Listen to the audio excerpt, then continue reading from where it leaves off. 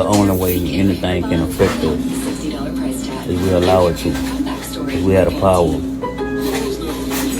to ignore things, we had the power to walk away, we had the power to overlook.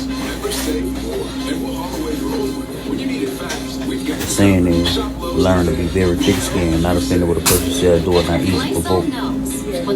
Even though you know people have their ways of doing things and sometimes get up under a person's skin, but it can never affect you if we live our life like we bulletproof, untouchable. But it is something I want to put out there to let my people know. Let's be more mindful of who we are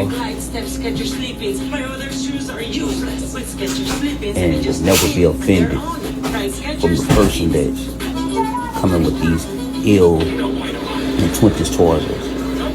So peace, I say. May y'all have a great day. Y'all continue to elevate and evolve.